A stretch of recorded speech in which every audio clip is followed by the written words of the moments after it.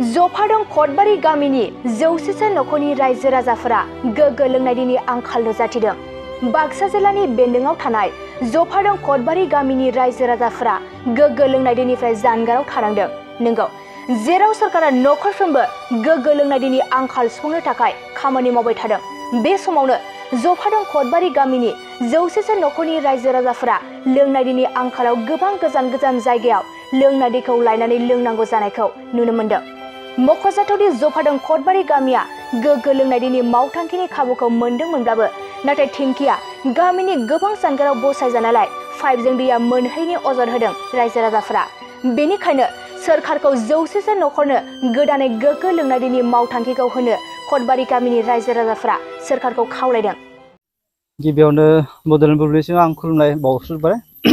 जोंनि गामिनि मुङा कतबारि जफादं कतबारि। जोंहा बेयाव जफादं मेन सकनिफ्राय जोङो स्किम मोनसे आगोलनो मोनखादोंमोन, नाथाय बेवहायबो आगोलबो जोङो दैखौ मोननो हायामोन। नै आरो गेजेराव जोंहा मोनसे रिपेयारिं मोननो हादों, नाथाय बेयावबो जोङो दैखौ मोननो हायाखै। बेबायदिनो गोदान स्किमनिफ्राय जों मोनगोन होननानै आसा थादोंमोन, नाथाय जों अब्लाबो नै दाबो जों मोननो हायासै। आरो बेवहाय पाइपखौ रिपेयारिं खालामना होनाय जादों, नाथाय अब्लाबो हम कानेक्सन बेयाव गैयानो। बेनि थाखायनो जोंनियाव बिराद बेले बेजे। जोङो बे हम कानेक्सन गैया नालाय जोङो जिखिथु पाइप दोनलांदों थसे थसे न'खराव, जोङो बेखौनो मोनगोन खोमा होननानै जोङो जावख'नानै गाहाय खालामनानै जों हाखर खालामनानै जोङो मोनगोन खोमा होननानै हाखर जावो, अब्लाबो नाथाय दै गफायनो मोनाखै। बेखायनो जोङो सरकारनिफ्राय जोङो बेखौनो लुबैयो, जोङो सरकारनिफ्राय जोङो आर'ज गाबो जेन जोंनि बे कतबारि गामियाव मोनसे मोजां जेम स्किम जोंनो नांगौ होननानै आं कतबारिनि गामिनि जानानै आं बेखौनो आर'ज गाबनाय थाबाय। जोंनि बे गामियाव गासै जोंहा 90-80 दोङो, आरो जोंहा आरो मोनसे आदिबासि सुपा, बेवहायनो जोंनि गामियावनो प्लास जायो। दै जानायनि खेथ्रआव गामिया बेलेग, नाथाय दै जानायनि खेथ्रआव बे मोनसेयानो। बिसोरखौ हमोब्ला जोंनिया 100नि सायाव थांगोन जोंनि गामिनि पपुलेसना। जोंहा दैखर दंमोन गंफा गंफा गामियाव, जेनेबा न'खर न'खर दङ, सोरबा दं सोरबा गैया। रायजोनि दैखरबो दंमोन, नाथाय बे साननैसोनि गेजेराव बिराद आंखालाव नुजादों। जोंनि गेजेराव दा गंसेबो दैखरानो जोंहा दै मोननो हाला। ओमफ्राय आगोलनि समाव जोङो मोनसे बोराय जोंहा टेंकि दंमोन, बे टेंकिखौनो जोङो एसे रिपेयारिं खालामनानै दा बेवहायनो रायजोफोरा गासिबो दैखौ जादों, थोब्ले माब्लेबाबो। गामिनि मुङा जफादं कतबारि, आरो लोंनाय दैनि थाखाय जोबोर गोब्राब जादों।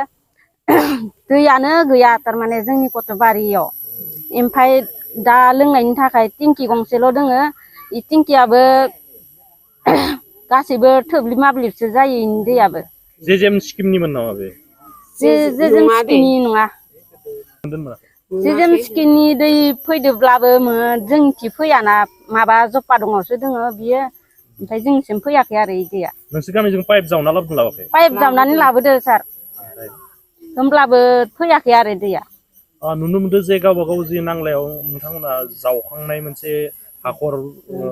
मानो होनोब्ला दैया गवा नालाय जोङो एसे एनै गगोन खोमा होननानै जावना लानाय जादोंमोन आरो। खिन्थु दै मोना आरो ना? सरकारखौ मा खावलायनो सानो? सरकारखौ खावलायनो माने दा जोंनो गोदानै टेंकि एबा बयरिं नांगौमोन आरो सार।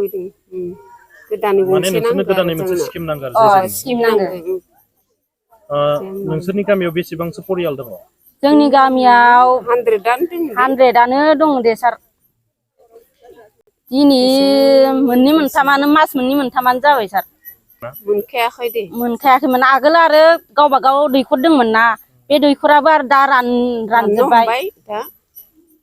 लोंनाय दैनि जेंना आरोना? जेंना सोमजिगासिनो दा।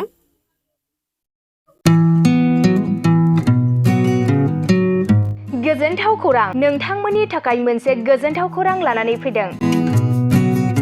उदालगुरि जिल्लानि सिङाव थानाय डिमाकुसि नोगोराव नोंथांमोननि थाखाय अरदाब दा बड' किटचेन मुंनि गंसे गोदान हटेला गोजोनथाव खौरां लानानै फैदों। नोंथांमोना बे अरदाब दा बड' किटचेन हटेलाव साहा, कफि, आइसक्रिम, फास्ट फुड, आखाइजों बानायनाय ग्रीन टि, न'आव बानायनाय आसार, गाइखेरनि एन्थाब आरो ओंखामजों जेरै अमा, दाउ, बोरमा, साम', खुसिया, अमा गोरान, नाफाम बायदिसिना बर'नि ओंख्रिखौ बे अरदाब दा बड' किटचेन हटेलाव जानो हागोन।